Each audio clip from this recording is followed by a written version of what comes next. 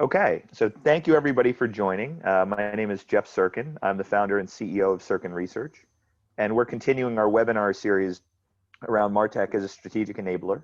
And my guest of the series is Matt Malanga, the Chief Marketing Officer of NewsCred. So thanks for joining, Matt. Thanks, Jeff. Looking forward to going through this next level of insights. And just as a quick administrative note, there's a Q&A at the bottom of Zoom. So as we go through the slides, feel free to type them in and we'll go through and try to get to as many as we can at the end.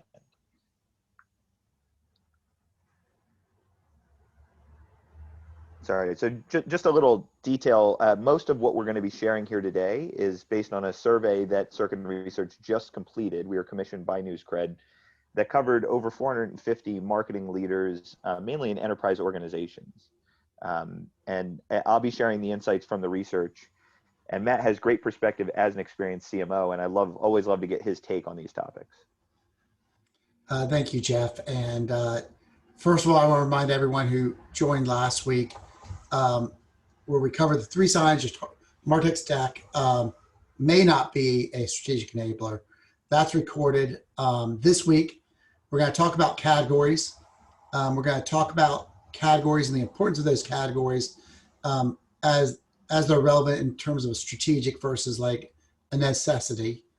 And then hopefully next week you'll join us as we go into the following chapters.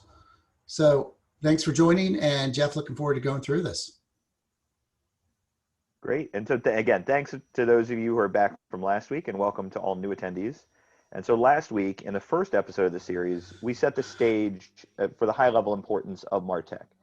And a couple important factors that we want to just set the stage for.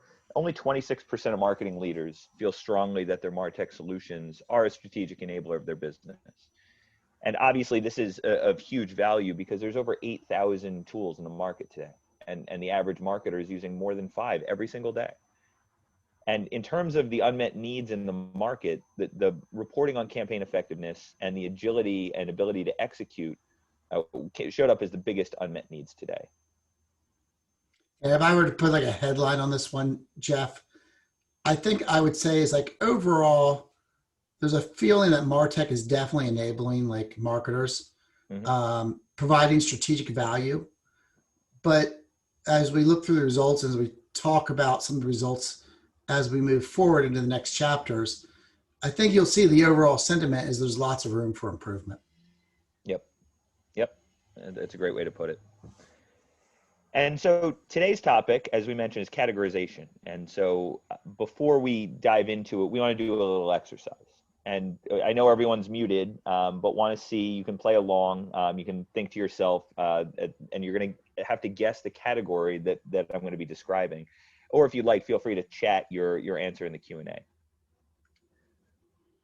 So I want you to think about, what am I describing here? It's a soft, cohesive substance consisting of sweeteners, plasticizers, flavors, colors, and typically a hard or powdered polyol coating. So any initial thoughts that you guys have? Want to give you a minute here. Well, Jeff, I have one. I'm not going to throw it out there because I don't want to spoil it for folks. And quite frankly, I'm not even sure it would be appropriate for like a webinar. Well, then hold that thought. Let me add a little piece to this. So let me give you another little hint for those of you who are trying to think through it. Let me add the why. So all of that with the purpose of being chewed. Don't know if that helps. And Matt, specifically with you, don't know if this changes what your answer is. No, but I can see some result. Yeah, it does change what I was thinking in a good way. And seeing some results come in. So I think people have figured it out. Or certainly some people have. So yeah, so for those of you who were able to get it, we're talking about bubblegum. And so thanks for participating in the exercise. I personally am big on Double Bubble and actually Big League Chew for anyone who remembers that. Yeah, I think I'm a fan of Hubba Bubba. I remember, I'm old enough to remember like the really hard bubble gum that would crack my teeth. I remember when Hubba Bubba came out, it was nice and soft.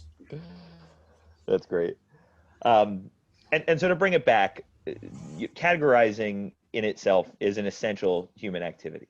We're a meaning-making species. And the truth is, it's just impossible for our brains to treat everything as unique. The cognitive load would literally be too great for us to process the world around us. At the same time, we need to be aware of the drawbacks of categorization. At an individual level, we're in the age of personalization. We want to celebrate the individuality. As marketers, we want to be able to speak to people as close to one-on-one as possible. And from a technology perspective, these lines that are drawn around these functionalities, they can be arbitrary. There's not necessarily always a clear consensus. And as we'll begin to see throughout the rest of this series, that those lines can shift as well. So let's dive in to see how marketing leaders are thinking about categories within Martech today. So the first thing we did, we asked about a number of categories, and we asked whether or not the marketing leaders felt they were strategic. And so the top ones up here are the ones that had greater than 50% said they were. And to me, the big thing here, Martech is like a bicycle in that it will not function really without all the components working in harmony. And so analytics and BI showing up number one, that's consistent with previous research. Earlier this year, it showed up as both the number one initiative and the number one challenge for marketing leaders going into 2020. And the others here at the top are real powerhouses. But Matt, would love to hear your thoughts and reaction to this. Yeah, I mean, I think most people on this call would agree that from a strategic perspective, which I think is the operative word here, people need to report and demonstrate the results. So, tools around analytics, business intelligence, AI platforms, tools like SAS, Tableau, there's a lot of them out there, business objects, Hyperion. I can see where these would be important. But when I look at the other three, what stands out to me is these are tools really necessary for the core execution of what marketing does. Marketing automation software is largely used probably in every organization for managing the customer database, managing nurture campaigns, emails, in some cases, even core integrations. Many marketing organizations are responsible for content, and that content that's going to be fueling the sales organization. So sales and sales enablement tools make a lot of sense to me.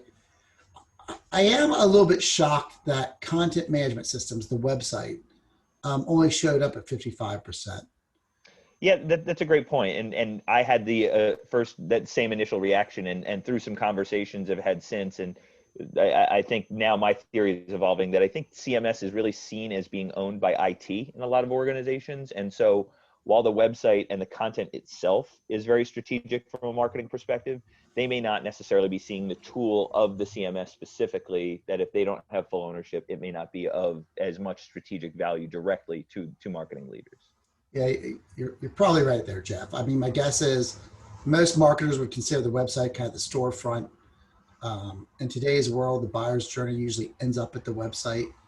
And so maybe if we had it as the website or the blog, it probably would have been ranked higher. Right. Yep.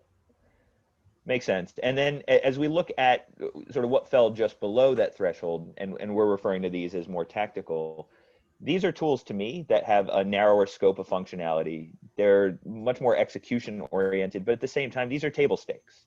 These are still all necessary for that bicycle of MarTech to function. And the truth is, none of these showed up as very, very low. So Matt, would love to hear your thoughts on these. Yeah, I think these are all important to a marketing organization. They're just probably not, they're not like as strategic. The reality is marketers do struggle with work about work. I think, surveys ago, we talked about how like a ridiculous amount of time was spent. I think it's like 8% of marketers' time or 55% of marketers' time is work about work. By that, I mean, like, it's things like, approving creative assets via email or content via email. It's about meetings. It's about meetings. Lots of work putting together PowerPoints. So that's what we mean by work about work. And certainly, I think project management, work management tools, especially those that were designed for marketing, so marketing work management tools, probably help solve some of those friction points, some of that collaboration issues. Clearly, you need a digital asset management tool. Sometimes it's done within the marketing department. Sometimes I see it at the enterprise level. Sometimes both. But as marketers continue to produce assets, they need a place to store it. So this seems like a natural need within a marketing organization. And of course, social media management tools. Social media is a core channel for marketers. So having these type of tools makes a lot of sense. Yep. Yep. Makes sense. And so to bring it all together, today things are being categorized. It's a necessary human function. We know that. The truth is, all of this is necessary for the bicycle of Martech and ultimately marketing to function. Analytics and BI is showing up as the most strategic. And those tools with a narrower range of functionality, even if they're not seen as strategic, they're still necessary for execution. And one thing I think you'll see in the coming parts of the series is that the overlap between these categories and those lines are starting to blur, and they're starting to merge a little bit. Yeah. So it's interesting as you're going through this, kind of giving us a high level summary. One of the panelists or one of the folks who's joining today kind of said, "What's the difference between CMS and DAM?" And I'm going to answer that, but I think it speaks to the bigger point here, which is, it feels like as we think about categories, the way the analysts draw lines, like, oh, that's a digital asset management tool, or that's a, content management system. Like they're just drawing arbitrary lines. And for companies like NewsCred and others who are innovating, I think it's these notion of lines being drawn and labels being attached to those lines are breaking down. And so if you want to know, like, if we were to answer the question, like why we need more is, well, we need more because I think that the technologies that are out there, I think there's a need for them to work better together. There needs to be more integrations. There needs to be more functionality. And in many cases, there's just simply convergence of categories. And so like there are many CMSs that are also a DAM, like Adobe AM is a perfect example of that. So here's a tool that is functionally designed probably historically as a CMS to publish content to your website. But for that tool to function, you still need a DAM. You still need a place to store those assets. Content marketing platforms are very similar. So, NewsCred, as an example, we also, as part of our CMP, our content marketing platform, we have a DAM. I mean, there's a place where you need to store it. And I mentioned integrations. I mean, obviously, if you have an enterprise DAM, you would have integrations that then push that content to wherever it needs to live. So it was a great question. I appreciate Matthew for sending that over. And I think that question really hits the nail on the head, which is these categories that are established, we need to rethink them. We need to think about what we really need. And Jeff, to your point, it almost feels like when I read about those 8,000 Martech tools and how they're put into these big categories, or when I read analyst reports from some of the larger analyst firms, it feels to me like the lines are fairly arbitrary and they're trying to describe parts of a car. Yep. Like the steering wheel or the wheels or the engine, and those are the categories they're defining. But I don't think that's what marketers are looking for. I think certainly I'm not looking for that. I'm looking for tools that can orchestrate marketing, which we'll talk more about later, but can orchestrate marketing from the planning on the front end through the execution to reporting on the back end. And if I don't have to use 10 different tools to cobble that together, I'd rather just buy the car. Yeah, and I think, again, we'll obviously dive even deeper in the coming chapters of the series, but you're exactly right. And that's really what we're seeing, is that just in general, that MarTech is seen as a necessity, and every piece of it is seen as necessary, but it's not something that sort of delights the marketers today. It's something that's again necessary for execution and for functionality, but a lot of these pieces individually, and that's really what we're seeing, is that there's only a few of them that really stood head and shoulders with saying this piece is so strategically necessary. So I think you're exactly right, Matt. Yeah, and to answer one question that came up directly from Matthew is what's the difference between a CMS and DAM? Mm-hmm. Well, again, these are arbitrary definitions, but CMSs range from large enterprise tools like Adobe, Experience Manager, to tools for the smallest companies in the world, like WordPress. The functionality between those tools are quite broad, but both could easily be categorized as CMSs. That is, they're tools where you create effectively HTML and publish, for publishing of your website.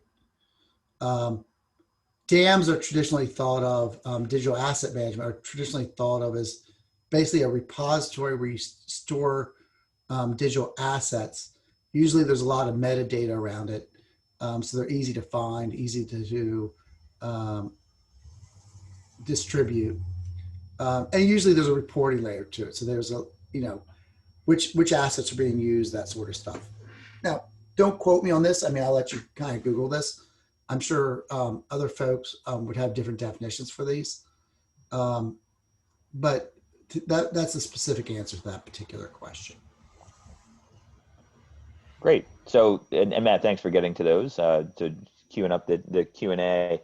I think that's, let me see, are there any others that we have any time for? Okay, well, I think we've covered it. But so thanks for everybody for taking the time, some time out of your lunch break here on the East Coast.